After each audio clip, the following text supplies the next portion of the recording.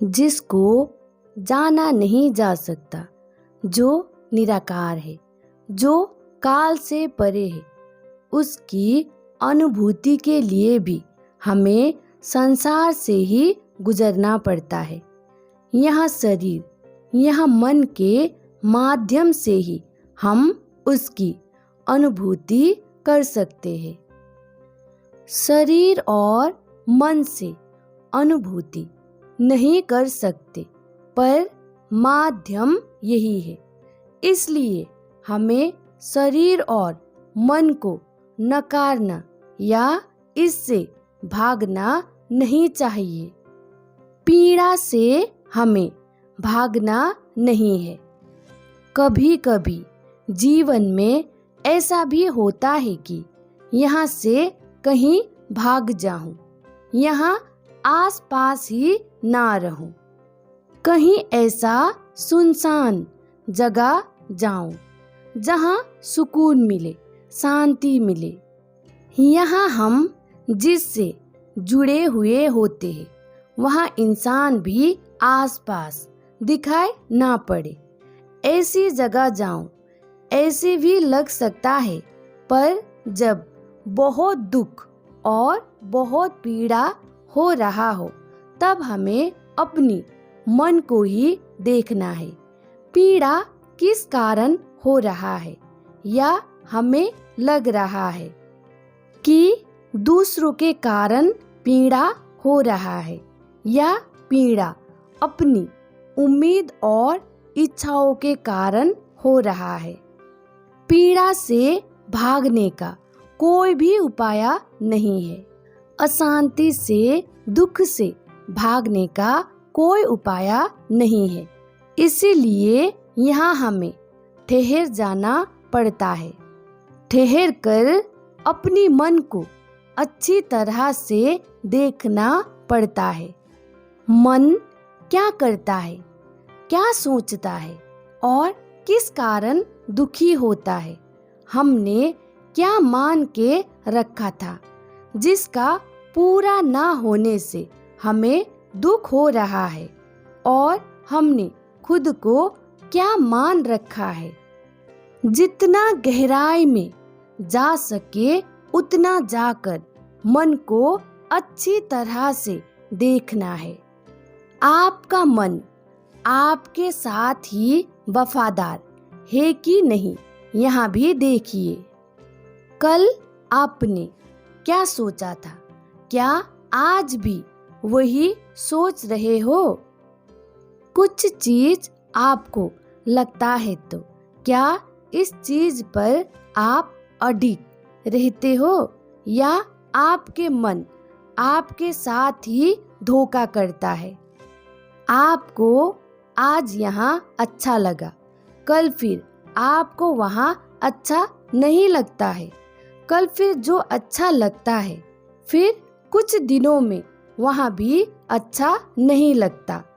तो मन की इस हरकत को अच्छी तरह से देखना है कि कुछ दिन पहले मन में क्या सोचा था और अभी मन क्या सोच रहा है, और आगे भी ऐसा क्या क्या सोच सकता है। कितना परिवर्तनशील है मन। ऐसे ही आपका जैसा ही दूसरों का भी हाल है। आप में यह चीज थोड़ा कम भी हो सकता है, पर कोई कोई तो थोड़ा भी अपने मन को नहीं देख रहा होता है और इस मन का ही दास बन जाता है।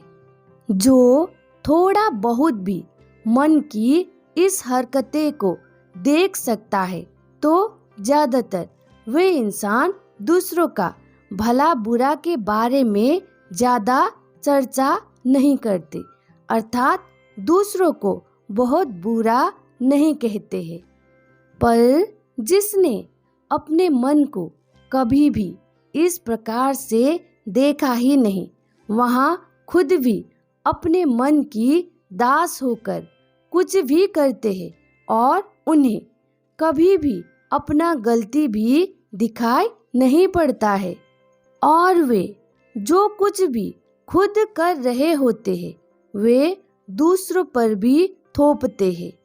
वैसे इंसान जो काम अर्थात बुराई खुद कर रहे होते हैं, खुद ने किया हुआ दिखाई नहीं पड़ता है, पर वैसा ही कोई और करता हुआ दिखाई पड़ा तो उनके बारे में बहुत बुरा भला कहने वाले भी वे सभी होते हैं। जिसने थोड़ा भी अपने मन को देखा है, अपने मन की क्रियाकलापों को देखा है, वहाँ एकदम ही कुछ जाने बगैर दूसरों को बुरा भला कहने नहीं जाते।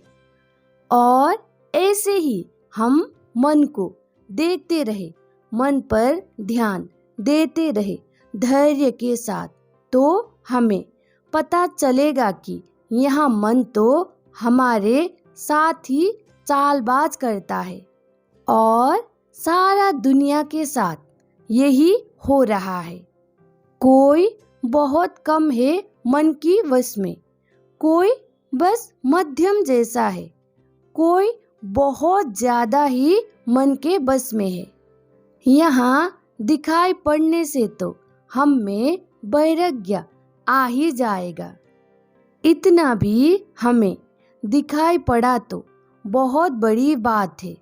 जैसे हम सोते समय खुद से कहते हैं कि सुबह जल्दी उठना है, इतना बजे तो मुझे उठना ही है और मैं उठूंगा ही। पर जब सुबह हो जाता है तो उस समय तो हम कहते हैं कि कोई ना कुछ देर सो लेते हैं, फिर हम उठते नहीं, फिर मन ही कहता है कि थोड़ा सो ले, कुछ नहीं होगा। ऐसे ही शरीर का अवस्था के अनुसार मन बदल रहा है। इसीलिए हमें अपना मन को समझे बगैर ना किसी से वादा करना है, ना किसी को उम्मीद दिखाना है। आज आप अपना अवस्था के अनुसार किसी से वादा कर देते हैं, किसी को उम्मीदें दिखा देते हैं, कल आपकी अवस्था कुछ और हो जाता है और आप वादा भी भूल जाते हैं और किसी को उम्मीद दिखाया था वहाँ भी भूल जाते हैं। आप भूल भी ना गए फिर भी आपको वहाँ वादा, वहाँ उम्मीद निभाने में बहुत तकलीफ हो रहा होता है। आप निभाओगे तब भी आपको तकलीफ दुख होगा, आप नहीं निभाओगे तब भी दुख तकलीफ तो होगा, क्योंकि भले ही आपने वादा करके उम्मीदें करके भूल गए हो, पर जिसके साथ आपने यह सब वादा किया वे तो उसको कभी नहीं भूलेगा। शरीर की अवस्था के अनुसार भी मन बदलता रहता है। विचार के वजह से भी शरीर की अवस्था बदलता है और शरीर के अवस्था से भी विचार बदलता है और परिवार, देश, पुराने संस्कार और हम रोज किसके साथ उठते बैठते हैं, किसको देखते सुनते हैं, उसके अनुसार भी मन बदलता रहता है।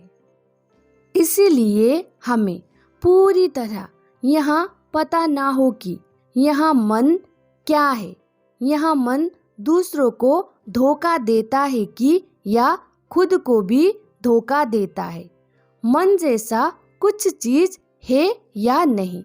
इस तरह पूरी तरह से जब तक अपने मन को ना समझे तब तक ना किसी से वादा करना है, ना किसी को उम्मीदें दिखाना है और ना खुद को भी किसी ने दिखाया हुआ उम्मीद वादे के भरोसे में पड़ना है। दुख का कारण ही यही है कि हम अपने ही मन को जाने बगैर ही दूसरों को उम्मीद दिखाते हैं, वादा करते हैं और हम खुद भी दूसरों का उम्मीद और वादे के भरोसे में पड़ जाते हैं। हमारा मन के कारण हम बस दूसरों को ही धोखा नहीं दे रहे होते हैं, हम खुद को भी धोखा दे रहे होते हैं। दूसरों को लगता है कि इसने मुझे धोखा दिया, पर जिसने धोखा दिया उसको उसका मन ने ही धोखा दिया होता है। उसको ही वे नहीं पता है। वे पूरा ही मन का अधीन हो चुका होता है। इस तरह हम जाने कि शरीर की अवस्था के अनुसार मन, मन की अवस्था के अनुसार शरीर, और हम जिसके साथ उठते बैठते हैं, जिसके साथ रहते हैं, जिसके साथ मिलते हैं, जिसको पढ़ते हैं, जिसको सुनते हैं, उसके अनुसार किस तरह मन बदलता रहता है। यहाँ हमें देखने आ गया मन की इस तरह की चालबाज हमें समझ में आ गया तो फिर हम मन की दास नहीं होंगे। मन की शक्ति कम हो जाएगा तब हम प्राणायाम के साथ साथ कुछ देर योगा आसन बनाकर बैठेंगे तो यह मन हमें उतना परेशान नहीं करेगा। जब मन शांत हो जाएगा और हम किसी एक जगह पर ध्यान लगाते हैं तो इस मन का सत्य भी मालूम पड़ेगा, अर्थात जो मैं बनकर खड़ा होता था जब भी मैं और मेरा बोलता था, इसका सत्य मालूम पड़ेगा और हम इस शरीर, इस मन से परे होकर अस्तित्व के साथ एक हो सकते हैं। जब तक हम मन को इस तरह नहीं समझते तब तक हम कुछ भी त्याग नहीं सकते, और जबरदस्ती कुछ भी त्यागने का कोशिश हमने किया तो उसका परिणाम भी अच्छा नहीं होगा। मन को हम अच्छे तरह से समझ लेंगे तो जो हमें त्यागने वाला चीज लगता है वे भी हमें परेशान नहीं करेगा, क्योंकि हम उसको समझ चुके होते हैं। किसी भी चीज को कंट्रोल करना या जबरदस्ती त्यागना दोनों ही ठीक नहीं है। दोनों में ही हमारा पूरा शक्ति ही लग जाता है। इस तरह हम शरीर और मन की अवस्था को समझते हुए शरीर और मन की अवस्था से गुजर के ही उस निराकार निर्गुण जो काल से परे है उनका अनुभूति कर सकते हैं। और वहाँ अनुभूति भी हम इसलिए ही कर सकते हैं क्योंकि हमारे पास शरीर, मन, बुद्धि और विवेक है। यह सब ना होता तो हम इसका अनुभूति भी नहीं कर सकते और इसके बारे में कुछ भी बातें भी नहीं कर सकते। इसलिए उस निराकार निर्गुण जो सत्य है, जो सदा है, उसकी अनुभूति के लिए भी हमें इस शरीर, इस मन से ही गुजरना पड़ता है। इसीलिए यह शरीर, यह मन भी आवश्यक है। इसको जाने बगैर ही मिथ्या बोल देना, पूरा का पूरा नकार देना भी गलत है। तो इसका सही उपयोग करें और खुद को जाने।